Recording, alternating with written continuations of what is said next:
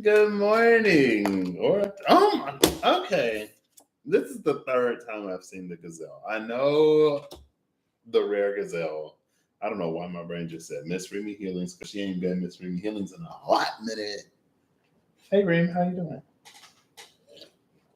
The gazelle is coming out today. Well, because of Reem, or through my knowing of what Reem has shared, the gazelle and the deer have come to hold a special meaning in the wild unknown animal spirits for me.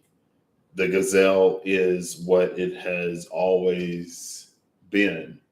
The deer is what it means now because of, you know, what's happened to the gazelle. But in truth, it's the gazelle. And then there are 6 cards that came face down. We'll just run through them real quick. We got the crocodile, we got the swan, we got the butterfly, then there's the firefly, the starfish, and the frog. Anyway, so there's another animal inspired read today. In my brain, I was like, oh, maybe it'll be like 2 different. Ooh, with the golden egg at the bottom of the deck. Okay. In my brain, I was like, oh, maybe it'll be like 1 message or 2 message. I'm gonna use the wild unknown animal spirits and the whispers of Lord Ganesha because I've been seeing, or I was seeing Friday, because the raccoon was Thursday. Thursday night, I saw a reel on Instagram. Holly, how you doing? I saw. I did not know that, but I guess it kind of makes sense in a way because I don't know if they have like tongues or. I saw something on Instagram with an elephant that had given birth to a little elephant. And it was like, come on, it's time to go to school. And the little baby elephant was like, I was just born. And the mom elephant was like, no excuses or something like that.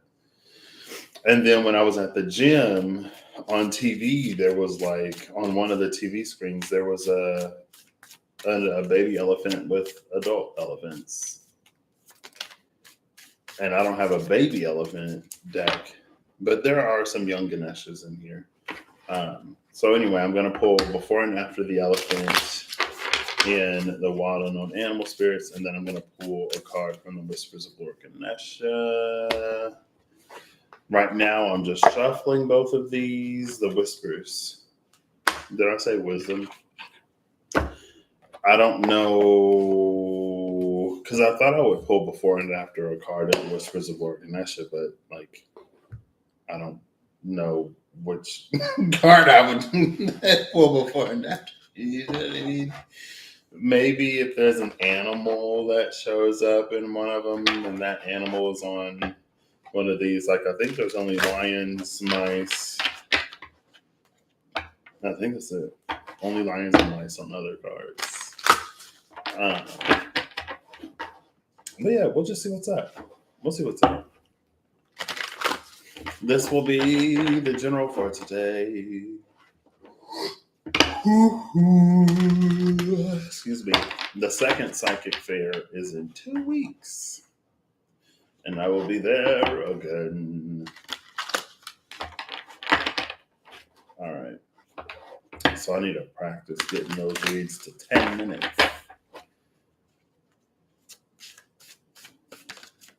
Okay. How am I doing this? I'll pull this second. So I've already shuffled. I've just shuffled both decks. As this is, I'm going to pull from the top of the deck. We're going to do before and after the elephant. The first card is the frog. The second card is the cosmic egg. The third card is the rabbit. These are the first 3 cards: the frog, the cosmic egg, and the rabbit.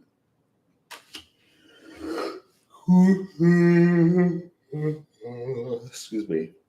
What I like about these is it just feels like it's about reframing something. The rabbit is an energy of abundance through proliferation, but it's almost like rabbits breed like rabbits because they're prey animals and because a lot of rabbits get eaten. And so if rabbits didn't breed like rabbits, they'd go extinct real quick. And so it's almost out of fear or out of a competitive relationship that they reproduce as much as they do. I know frog is associated with cleansing, and so it feels like that's the thing. It's a reproductive, multiplicitous uh, energy of abundance that isn't born out of fear. Like the fear is what's being purified, and it doesn't necessarily feel like the rabbit stopped breeding. Um, Excuse me. Sure, let's go with that. Okay, we have the elk, the swan, the phoenix, the crocodile, the snake, the starfish, the scorpion, the elephant. Hey, scorpion was on my mind. The scorpion and the elephant. Scorpion, because I was looking at my PlayStation is on the floor right now, and I was charging one of the controllers, and so the cord is like it's just laying on the floor.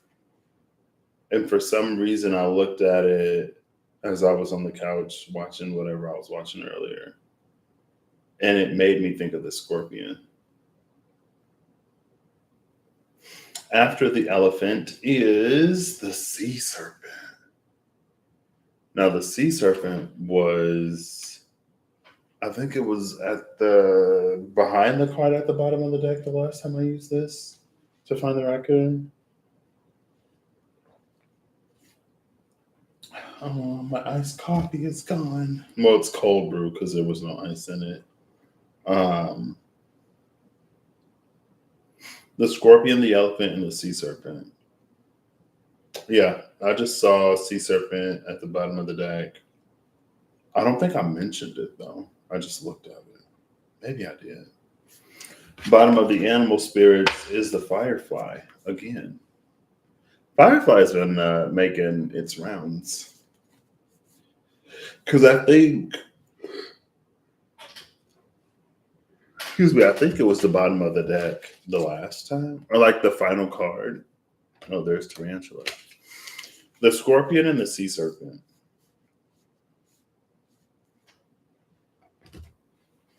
Around this elephant.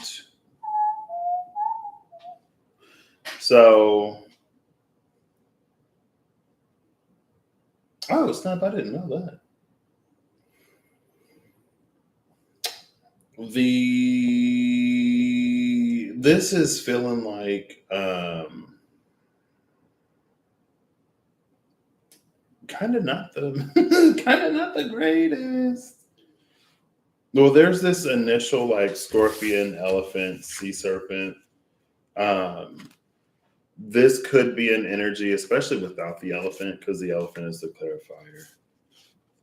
Scorpion and sea serpent feels like it could be an energy of like whenever we have a deep rooted insecurity, or if there's something that we're deeply unhappy about within our own lives or within ourselves, and then we like lash out at other people.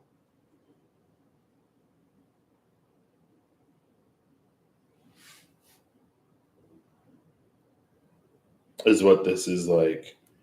That's the first thing this brings to mind.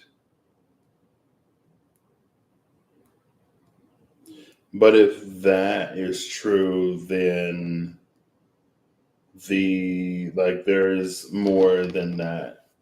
Meaning like if we love or cherish ourselves deeply or if we're deeply satisfied with life, then that's what like we approach other people with. It's whatever is deeply seated within oneself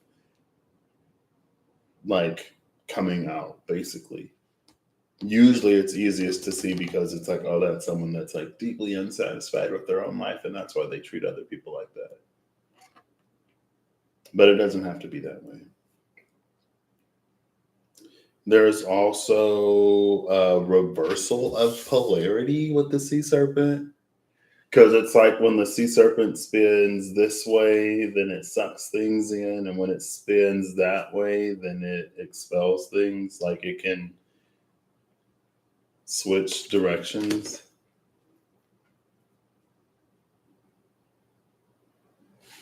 But with the elephant here and with its trunk wrapped around that fire, it's making me think of a burner. Like if you adjust if there's like a Bunsen burner and you have the gas and then you have the other thing. And it's like when you adjust it, it either like hones the flame to a point or it like whitens it. It's like it's doing that to either like raise this flame or to like lower it. But when it lowers the flame, sometimes, especially if you also adjust the gas, it's like you get that defined whatever rather than just a pillar of fire. And so now that with the scorpion is bringing in this, it's an energy of like what is medicinal in a certain concentration can be toxic in another. Too much of anything can be a bad thing. And just the right amount of anything could be a decent thing. I don't want to say a good thing or a great thing, but even poison in the right concentration can be medicinal. It depends on the situation. So there's an energy of situational awareness here, partnered with that energy of a deep, like it came out as like that if someone's deeply unsatisfied with themselves, then they can act in a certain way, but it's about a knowing of self, basically. It's about us knowing how and why we do the things that we do. Excuse me. And being able to adjust to external circumstance. All right, now let's see. I'll take 2 cards at the most. 1 card would be lovely. Let's see what the Whispers of Lord Ganesha have to say. Let's see how far off the mark I am, or how right on target. Ooh, 2 cards. Bottom of the deck, I see openness and concentration, and they're both that same. Well, no, one's more blue, the other one's more green. Yeah, concentration looks more green. Openness is more of a blue. This is so like openness and then concentration. It's like it's twisting the burner to adjust the flame. It seems kind of paradoxical, but I almost wonder who is this? 18 and 9. We have a 9-9. Cool. So yeah, it is that in that same vein. But since they're both 9, it's feeling like one isn't necessarily the opposite of the other. It's to be both open and concentrated at the same time. I mean, I guess it has to be, right? Because when you hone the flame, the gas is still on. You can turn the gas down, but anyway. The 2 cards that came out, we have looks like baby Ganesha and a young Ganesha. So the parent of this energy is the sea serpent with the scorpion. Because we see the adult elephant, and then we have our young elephants in the illustrations here. Cool. I'm glad it worked out that way. So childlike expression on one side and then fulfillment on the other. This is a 12-3, a 6, and then an 18-9 and a straight up 9. So we do have this 3-6-9 energy here.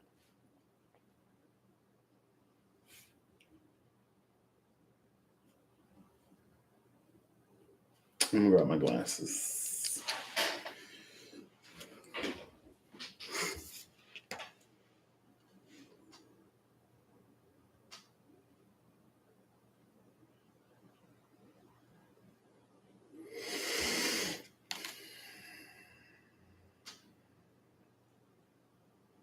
Fulfillment, this childlike expression feels like it's being, fulfillment feels like it's learning.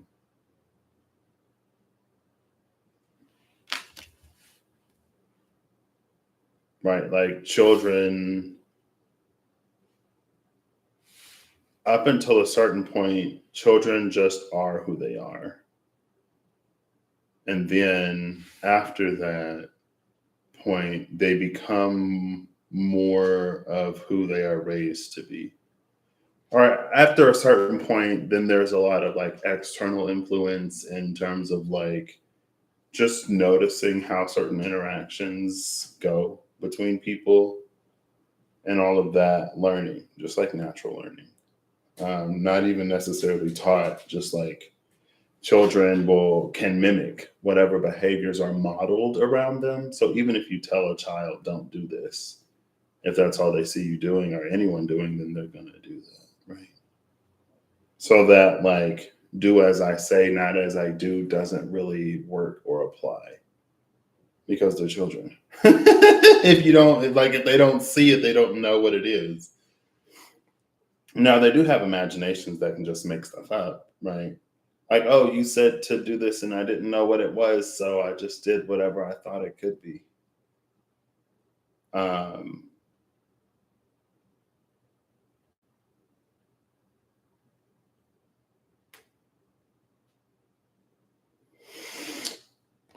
let's read openness and concentration. I'm not going to read those. I'm going to read childlike expression and fulfillment.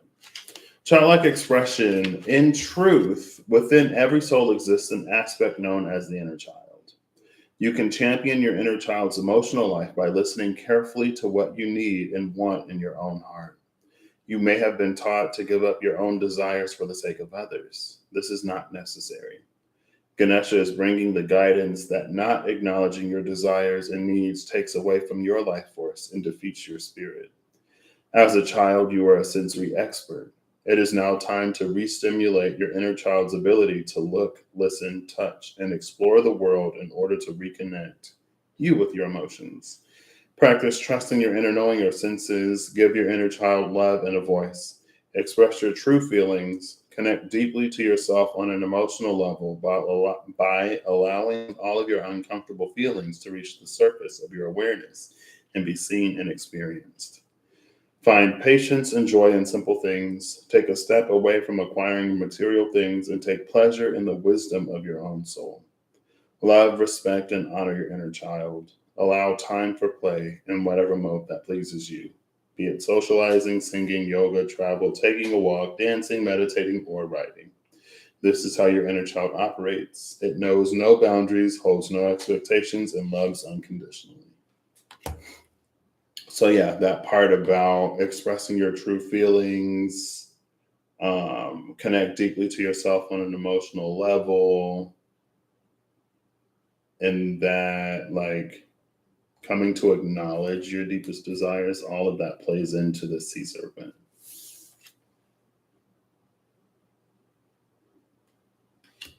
The externalization of that and whether it stings or soothes is the scorpion. But the sea serpent is the source of all of that. Cool. Now we have fulfillment. Fulfillment.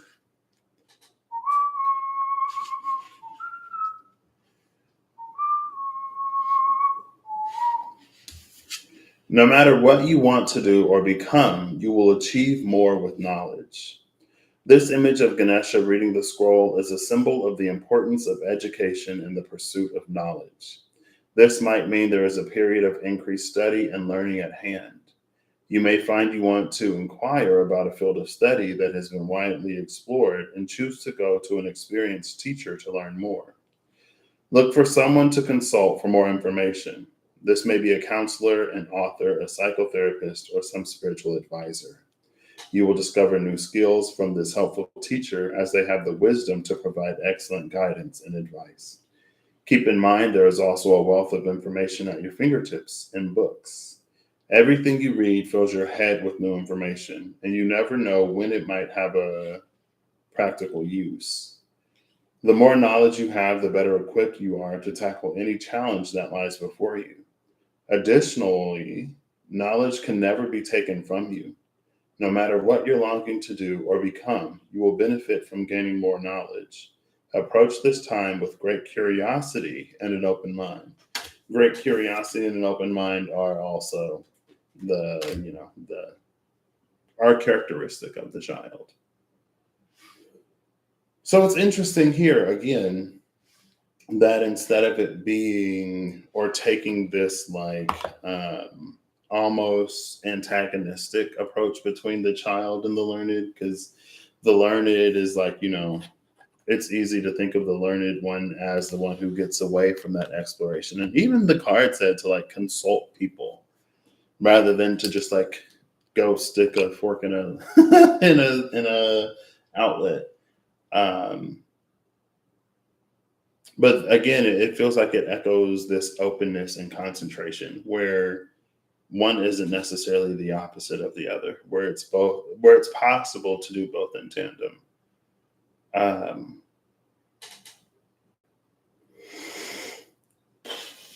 12 plus 6 is also 18, which is that openness.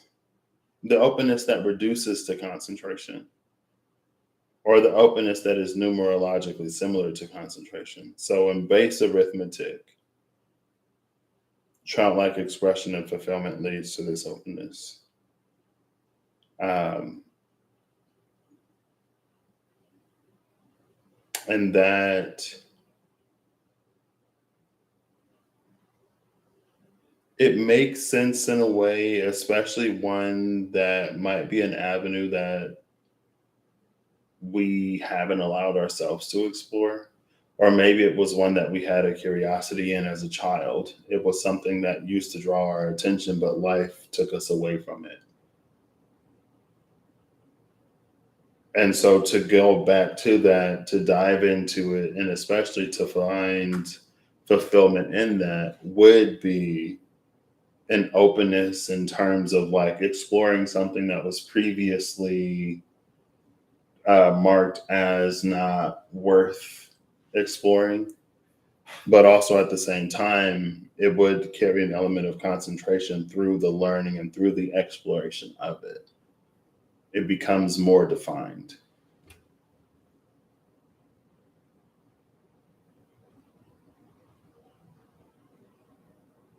Seems like it'd be a great time for therapy. Not that there is ever, I guess, a bad time for therapy. But with the scorpion and the sea serpent, like there are ways and arenas to safely explore feelings and stuff like that, especially, and if you can find a good therapist or a good, I would say, I guess you don't necessarily need a licensed professional, but someone who knows how to handle people would be good. And not every licensed professional is necessarily the one for you. But it's an arena where those things can be safely explored. And there's the one aspect of it where it's explored without judgment, but there's the other aspect of it where it's it's nice to be able to have somebody there to be like a tether or a lifeline so that you don't get lost or consumed in things either. Because sometimes, if we're just talking about something, it can be easy to like spiral out of control or to get consumed by feelings, especially ones that we may have suppressed for a significant amount of time or just any amount of time, depending on what it is, really. It's like to break down the dams and to open the floodgates and not be drowned. It's not always easy. Um,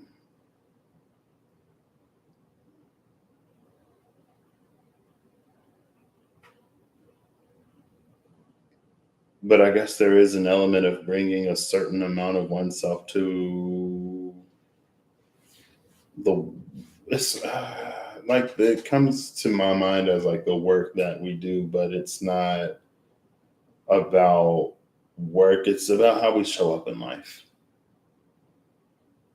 And it's about, again, like bringing ourselves to the forefront.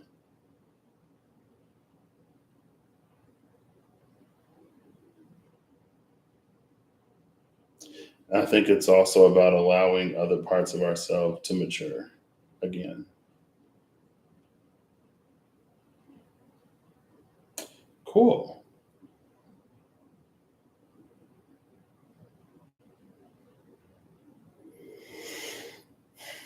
This is feeling real Gemini Sagittarius. Oh, yeah, Aries. That's why. Because the North Node is about to shift into Aries, and Aries is the baby of the zodiac. But Aries is just another one of those signs that might learn best by doing, right? Libra might be one of those signs that learns by doing, but that also like learns in a book. And it's almost like it's through the relational aspect of Libra that it's almost like in a non-personal form or in a non-personal arena, it feels like something about Libra is satisfied. Rather it be reading someone else's hypotheses and theories and stuff like that, or it be like talking to somebody else and learning and hearing their perspective, like Aries does for itself. Excuse me, or Aries goes to experience firsthand. And it's not that Aries never listens to or consults anybody, and it's not that Libra never does for itself, but it feels like Libra almost would like to have an idea of the thing before they just like go in and make their own whatever opinions or before they have their own experience. Like they like to know what they're getting themselves into.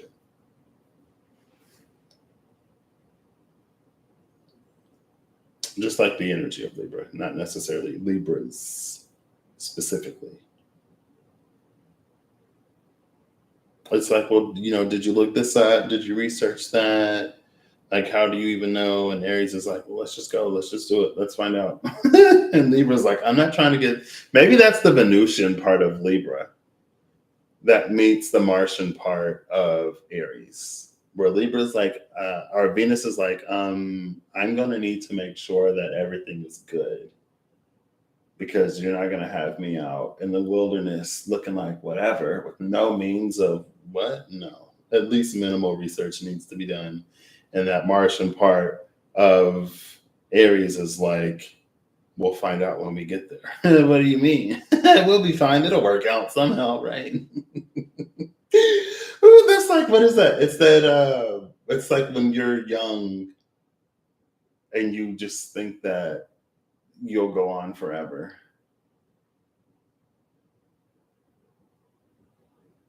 Or it's that tendency to not, in general, it's the tendency to not necessarily always go to a worst case scenario, to be optimistic, or to be more enticed by the sense of adventure and finding out, and to put more weight in the things that can go right rather than to be jaded by life, or rather to have so many stacked up experiences where it's like, okay, well, maybe we should consider how this could go wrong. But nothing here is black and white. Nothing here is this or that. because that's that openness and concentration. It's a balance of both. It takes a measure of both. And that's the wisdom that the adult elephant has to offer. With this adult elephant, almost again, it feels very hands off because the adult elephant is also wise enough to know that not only is it a part of the growth and maturation process for all of us, but because we're all different, we're going to have different balances. And so it doesn't do the wizened, seasoned elephant much benefit to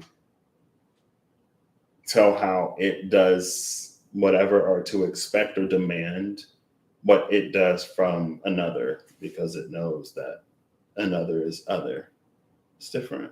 It's not less than, it's not greater than, it's just different. And it'll have its own balance. So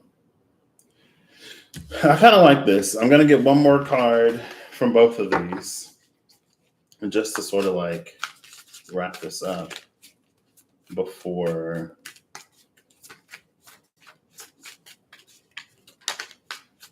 we get the bee with the dragonfly at the bottom of the deck. Bee was making me think of that. It's like the firefly, but in this card a lot brighter. All right. And then on the other side of the bee, I just saw something about bee. It was like, I'm just a bee trying to get nectar so I can make honey. So if you see me or one of my friends, just leave me be. It was one of those shaking, gyrating bees. You know, the bees on the internet.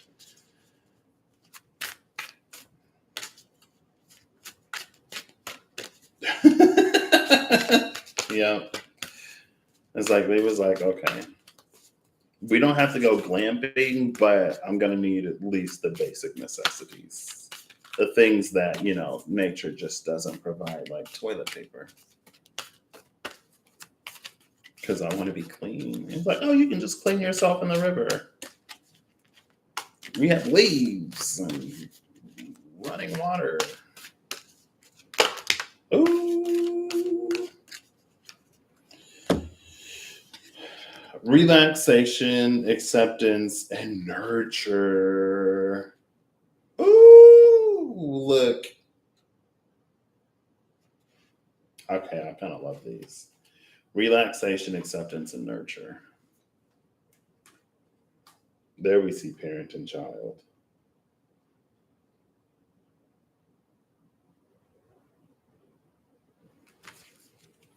I kind of love these. And so now, because the bee is a busy bee, bees work a lot. They do a lot. They work hard for the honey. So hard for the honey. But there is an element of like,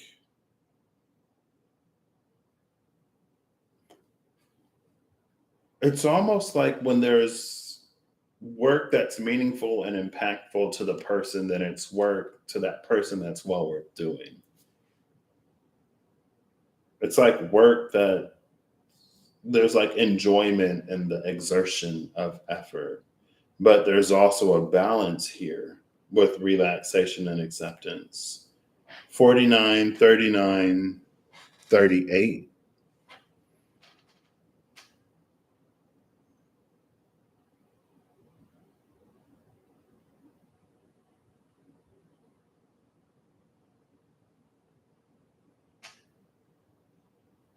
It's almost just to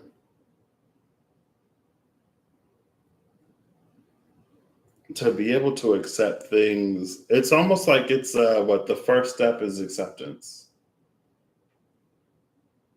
But in order to reach a point of acceptance, there has to be this relaxation. There has to be, it's almost like one has to be willing to accept something to reach a state of acceptance.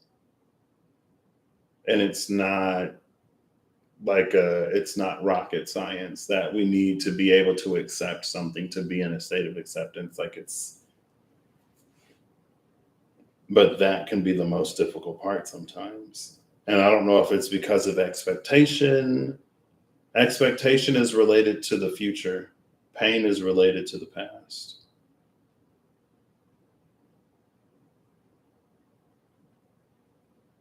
Or you could flip it, I guess. Expectation that could have been like a broken expectation, I guess, is when the past wasn't what we thought it should have been, or where we are not where we, through past projections or through past um, desire, we haven't attained or achieved whatever. And then if there is no thought of a bright or perspective, if there is a thought that a future doesn't provide any like prospects or anything, then that can bring pain to the person as well. So it's like expectation and pain or whatever, you can flip them however. But when we relax into accepting things as they are, then that's when we provide that space for there to be the openness and exploration and learning in a more tactile way, but also being open to consult others. Um, and being like having a listening ear to the wisdom of others, not just elders, because there are wise, I mean, wisdom,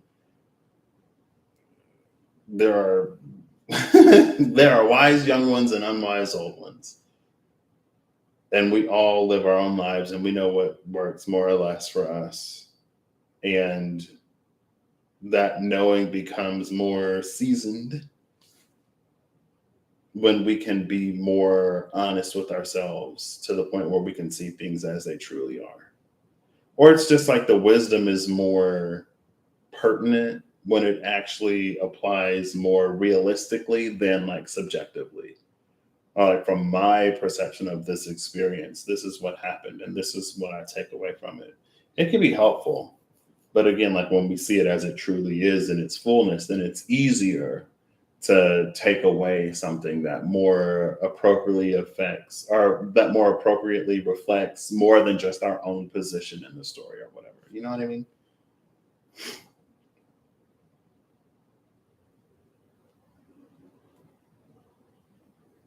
But yeah, when we come into that space of like, it's like, again, like what comes first, the relaxation or the acceptance? Because through acceptance, we can relax a lot of expectations and disappointments and other things.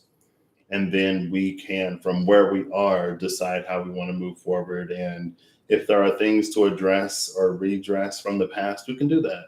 If there are ways that we want to navigate differently as we move forward, we can do that. If we like the approach that we've taken, we can keep doing that.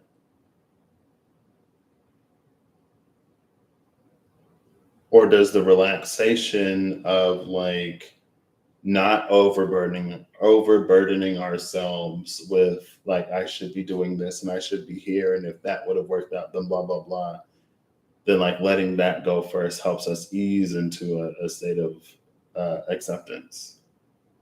But either way, when both of these come together and then when we can show up, that's where this nurturing happens, right?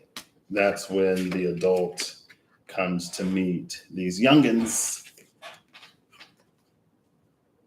But it's nurturing, it's not controlling. In nurturing, the parent allows the child the range and the freedom to become who they are rather than forcing the child to conform to an expectation that they have for it. So, bottom of the deck on this side is understanding, and the bottom of the deck on this side is the dragonfly again. There's more than just wisdom when it comes to the elder, there's also understanding. Because the elder themselves has, they've had elders when they were young. And there were some of the things from elders that when they come of age, they realize it was more of a product of that time or that environment or those situations and circumstance than has to be true. And there are other things that were absolutely true, regardless, because through the changings of the sands of time, it still maintains its validity. Final card from the Whispers of Lord Ganesha is number 44, Blessings. Love that. Do-do-do-do. Now we see an adult. Well, young adult, question mark. Doesn't matter. Bottom of the deck is that nurturing again. Nurturing leads to these blessings. Providing that space for one to come into one's own rather than forcing a conformity. And that we do that to ourselves too. That's part of that relaxation and acceptance. Right? We can hold ourselves to whatever standards. I'm not going to say impossible, because there are some standards that are very possible that we hold ourselves to, but they might not bring us happiness, joy, peace of mind, or fulfillment. Right? There are a lot of people who make money, or a lot of people that have the car or the wife or the husband or the partner, the spouse, the children. There's a lot of people that have what a lot of people would want, and the things in and of themselves don't necessarily bring any happiness, peace, joy, fulfillment, or anything. The things only bring the things. Money brings dollars to your bank account. The house brings a roof and the rooms, and a person brings a body. Right? People also have hearts and minds and other things. And I don't know if we necessarily, it isn't even the fact that like we don't consider that, but from the outside, we have the perspective that we have. And like that dynamic can be different when we're in the mix. Right? Somebody can be one way with one person and another way with somebody else. Right?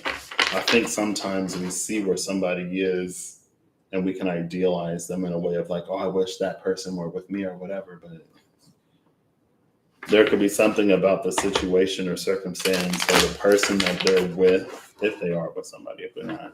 It could be the fact that they're not with somebody that makes them who they are. And then when we come into the mix and we have our own hopes, dreams, goals, aspirations, plans, it's like the situation and the circumstance might not necessarily produce the same environment that would see the expression of certain traits and characteristics. It's like before we got together, you were always so happy or whatever, but now that we're together, you seem miserable. And it's not because, you necessarily make the other person miserable or the other person makes you miserable. It's just, it's so many minute things that we're not even capable of being aware of. That's why it's like, it's cool to not covet someone else's wife or life. Because if you had it, it might not even work the same. You might get it and then find out you don't even want it. You know what I mean? And that's on facts, period. Because the owl said, no, those were some wise words that Patrick just said. The owl said it, not me. Rabbit from the inside is like, ooh, that would make a pretty safe whatever. But, I think owls eat rabbits and mice and other things. I'll keep shutting now because that's not necessarily what the owl said. But then there's the eagle. Eagle said, yeah, that's right, bro. Truth. Facts. Oh, look, there's a raccoon. The raccoon and the eagle. But yeah, we idealize things because we believe, or there's the vision of life that we see, but then it may work out differently. It can also work out better. But we will naturally be guided to that which actually brings us fulfillment.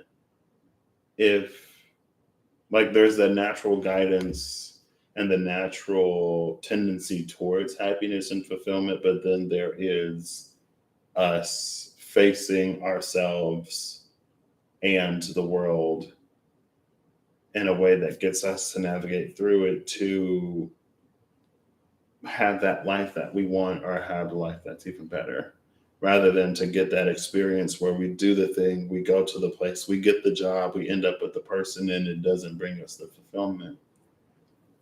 Because there's something, again, with the scorpion and the sea serpent, there's something that's deeply personal. And that's what that was the child, part of childlike expression, where it's connecting to oneself deeply.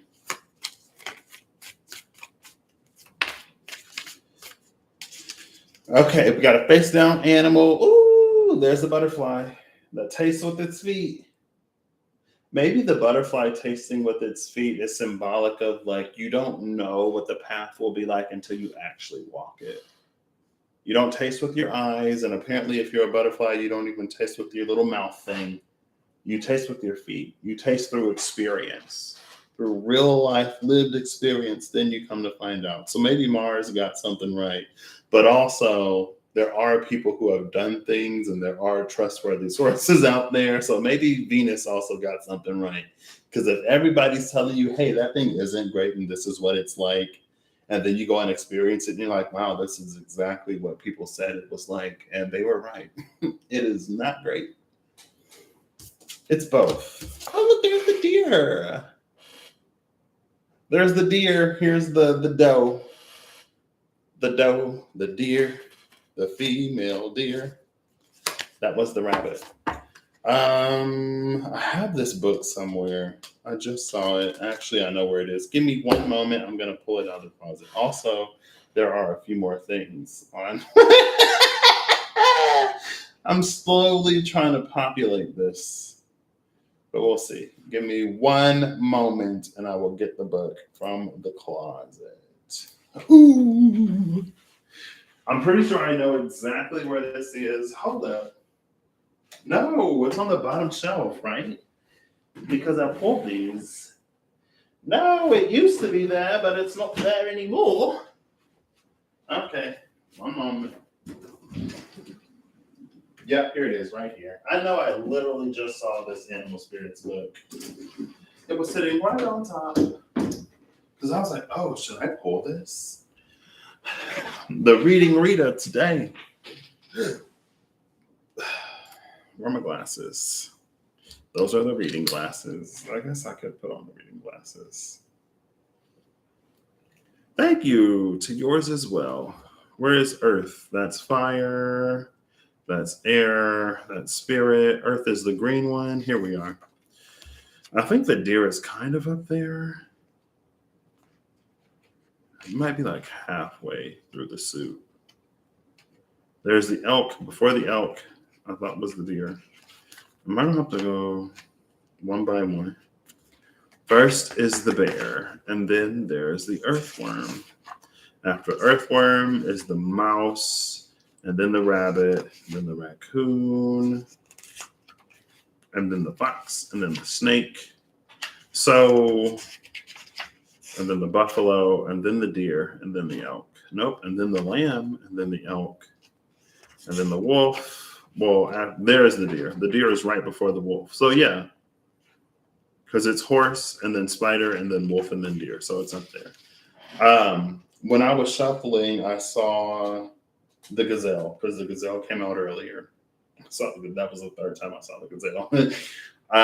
And Reem did just post Aquarius. So if you're an Aquarius, have an Aquarius placement, or if you love formerly Miss Remy Healings, currently the rare gazelle as much as I do. Check it out if you feel so inclined. Anyway, that is the rare gazelle. It's spelled exactly how it sounds like, and there are spaces in between the words, I believe. Anyway, I saw the mouse and the cobra. Excuse me, I think it was like, first it was the gazelle and the cobra. It was the gazelle. The gazelle and the cobra came out together. And the cobra in the Wild Unknown Animal Spirits is a teacher, is a mentor. And then it was like the cobra and the mouse. And I was like, we think of snakes in a certain way. And it's like, oh, there are snakes in the grass, or there's this or there's that. But it's like, snakes in the grass keep mice out the house. And then it was a snake and the mouse at the cut. And I was like, hey, there we go. But the mouse can represent like nagging feelings, little things that add up, anxieties. It's like all of the additional problems that can come with unaddressed whatever, right? It's like if you leave out cheese then or crumbs or cookies, then the mice will want it. If you give a mouse a cookie, it'll want to move in rent free.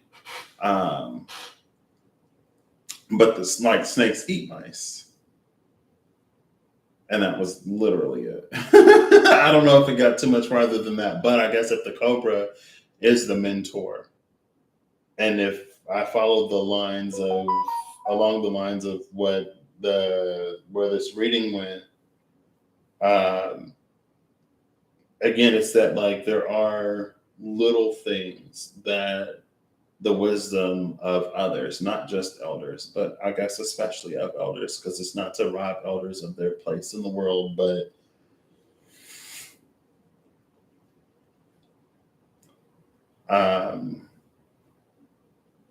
we'll just say others. If it's a wise elder, yes. If it's an unwise elder, then you can treat them as an unwise any other thing. Um, but it's like there are like the little things that the wisdom of others can help us with. And there are some big things that are for us to decide in our own life because we are the ones that know what it is that, well, we're the ones that find out. Some things we think we know, we're the ones that find out when we make our own choices and decisions in life, whether or not it brings us happiness and joy and fulfillment. And there are some things that might be um, molehills to us that might be mountains for other people, right? For some people, if they're like, oh, like you would have to work 10-hour days or 12-hour days at that place, even though you only work 4 days a week, but you got to work 10 hours a day on those 4 days. And whoo, that's too much work in one day for me. I would never. But if for you, like that's something that's you're perfectly fine with to get those 3 days off, then it's like there are sacrifices, there are inconveniences, there are just differences that might be unacceptable for one, but that aren't on one hand that aren't like we don't mind that much. They might actually be preferred in another way. Different strokes for different folks, right? And the truly wise understand that. But just in general, like the cobra being a snake would help keep some of those mice away. And then there are certain things that it's like when we get enough, especially applicable wisdom in enough areas, it's like they add up to greater, you know, benefits, right? Because, you know, and that's part of that peace of mind. Because one mouse is one mouse, but if you got like 20, and it seems like they're breeding like rabbits, and you don't have enough cats and snakes and other things to eat them all, then you can kiss the cheese in your refrigerator goodbye. Bye bye, Brie. Goodbye, Gorgonzola. Blue, wish I knew. Anyway, um, large or small, things add up. The deer. This is loving, intuitive, graceful, and the mother. The deer represents the feminine aspects of earth energy. Their energy is available to all creatures, regardless of gender, but is especially potent in new parents. What? During the first few days, they are fully present, nurturing. Oh, I already put the cards away. Nurturing and calm. Their inner beauty radiates, and a sense of grace calms the room. A dear personality affects others in this way, drawing them toward a quiet tenderness. The deer card may appear when a birth or celebration of new life draws near, or when a situation calls for absolute gentleness and compassion. Imbalanced deer is receptive, compassionate, and nurturing. When out of balance, it is concerned and protective. To bring into balance its nature and children. I guess if you have a natural caring tendency towards children, then children can bring the deer into balance. If you don't, if children annoy you, then they probably wouldn't help you balance much of anything. You know what I mean? Different strokes for different folks, right? Know what works for you. So, um, yeah, that's that.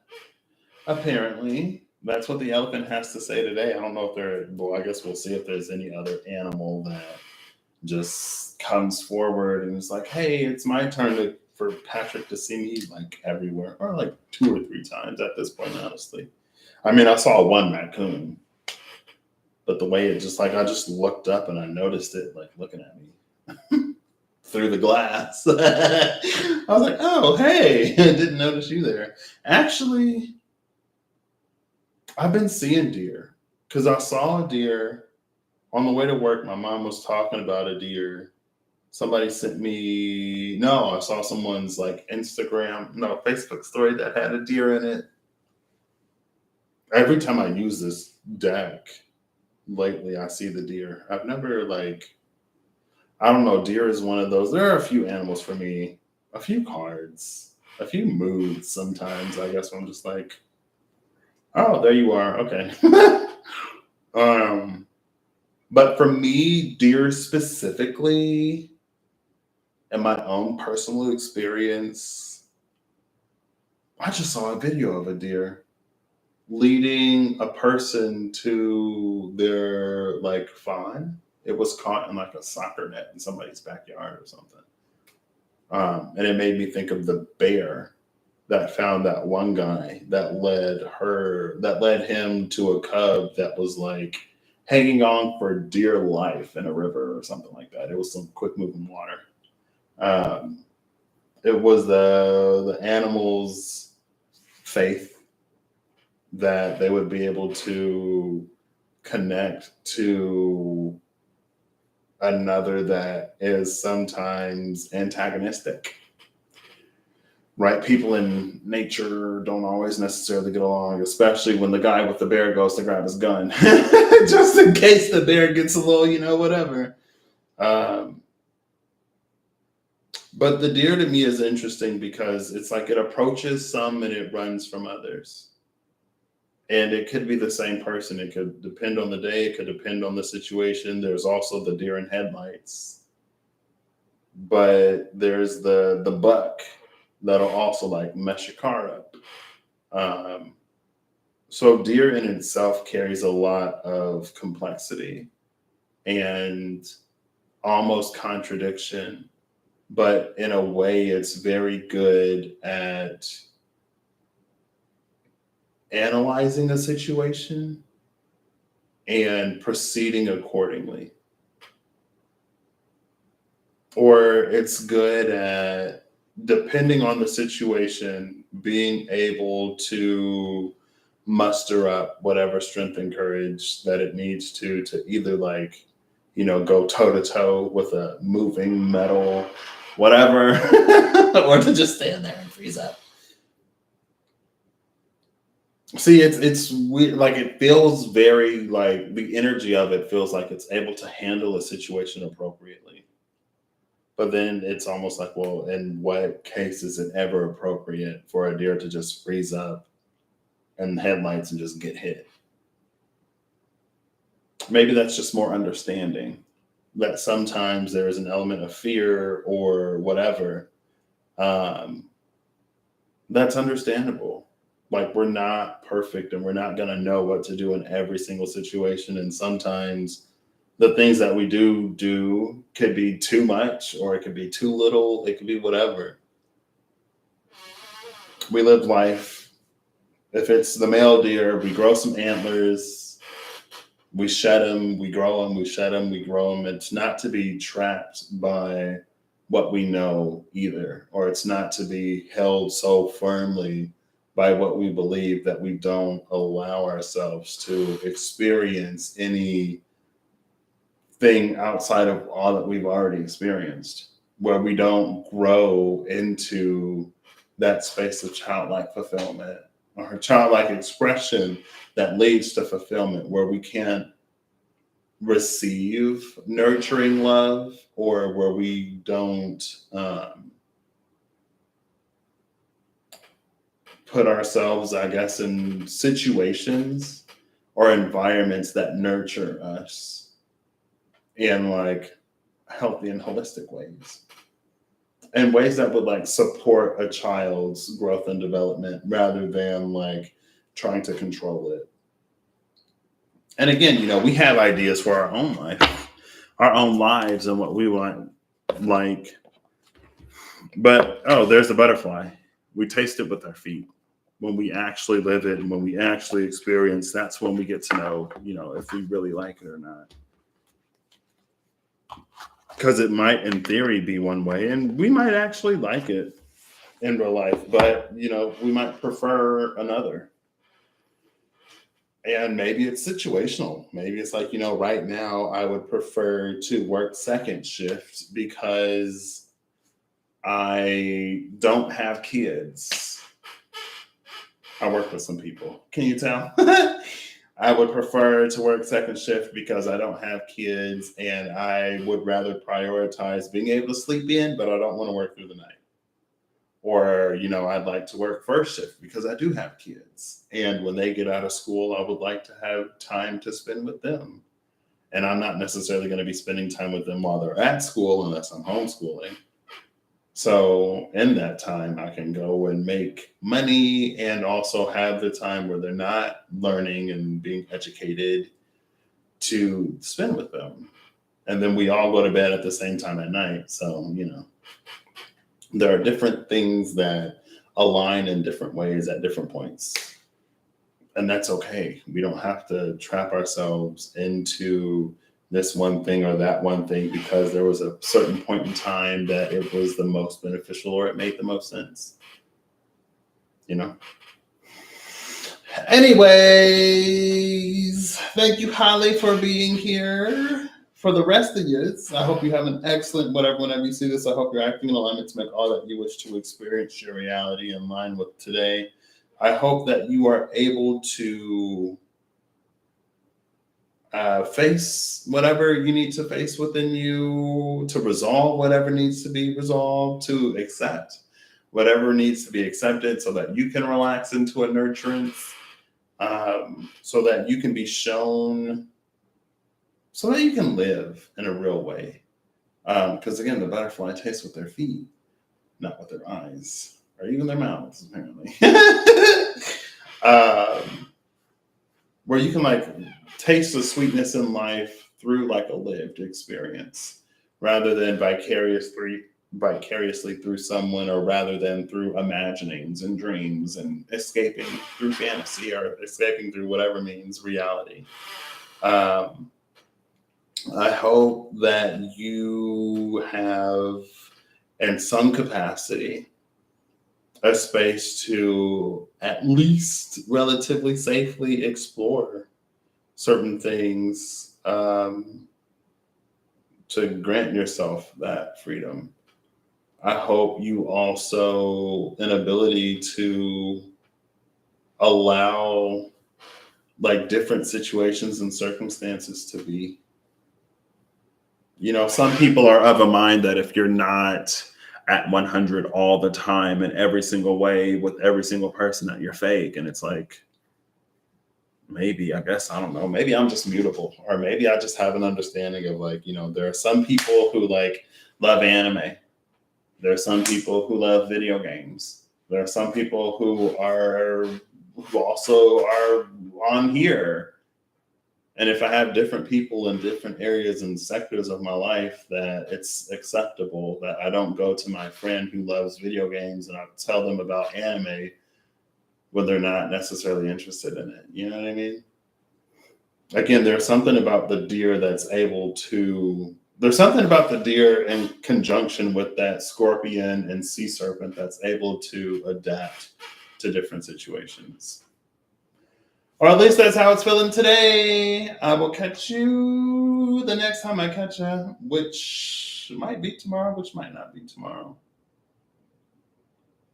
I do need to, if you see me popping up with shorter videos, know that it's because I'm trying to prepare for round 2 of the psychic fair, because there was some 20, 25, 30-minute reads. And of course, at the time, I'm like, it's fine. Whatever is needed or necessary is needed or necessary. But I understand that it's not appropriate for the format. So we'll see. If you see me, you see me. If you don't, you don't. It's fine. I hope you all have an amazing whatever, whenever. Again, like I've already said, I hope you are utilizing your intuition, discernment, guidance, your resources, your network of trusted people to provide insight or advice when you might need it. But also, I hope that you don't discredit your own desire to get out and live life, or to experience something for yourself. And maybe you find out, hey, I should have listened. Maybe you find out, oh, this actually works for me. I guess I hope that you are also one of the trusted advisors among your circle or your table or your board of trusted advisors. I hope that your own opinion matters to you rather than purely deferring to someone else's, because there is a balance in that.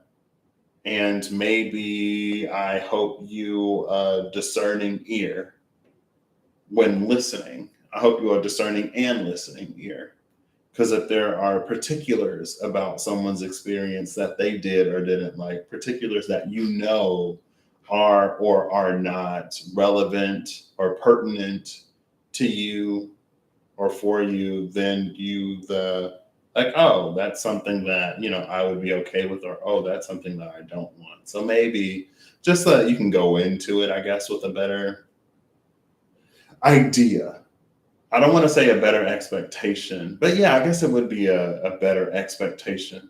And I think a better expectation would be one that's more informed, rather good or bad, right? Rather than it just being like nothing. It's not expectation in terms of how something will work out. It's expectation in terms of what the thing will be like. The result of it, it's so situational, and with you there, it will be different because you are there. It's like your presence in whatever way changes things. Almost like vinegar, I guess, in a dish. That's vinegar from the well-known alchemy. How even just a little bit, you can taste it. It affects it. The whole thing. The whole thing. Or like an allergen if you have allergies, I guess. Just a little bit sometimes, regardless of how big or whatever quantity or whatever mixture, whatever ratios of this to that there are, sometimes even the tiniest bit can be enough to trigger a reaction. But in the same way, you could apply that to just the simplest kindness or the simplest consideration for another person. If you don't think it really matters, or if it does much, just know that it does, and it can to a lot of people, even if they don't necessarily tell you that, like, oh my gosh, you really helped me this day by just saying hi to me, or by holding the door, or by that little thing that you did that you probably don't even think that matters. It meant a lot to me. It's helpful when we hear those things, but they shouldn't necessarily be the make or break on what kind of person we are. It's up to you to be the person that you want to be, I guess, sometimes. And that person is, I guess who we are is complicated in a way, even though sometimes I probably overly simplify it here, or I treat it as if it is difficult, I guess, to be whatever in a place, especially if there are other difficult individuals. But again, at the same time, there's something about a deep seated whatever within oneself, or there's something about just the deer that's able to, give in situations where it can be received or not, and ones where it isn't. And it's not always for us to do something. Sometimes it's for somebody else. In a way, it's like it's their time to step up, or it's someone else's time to learn this, or it's all live life. We get it as we go along. Anyway, I feel like this was one of the longest closings I've had in a hot minute. Like it took 20 minutes just to end this video.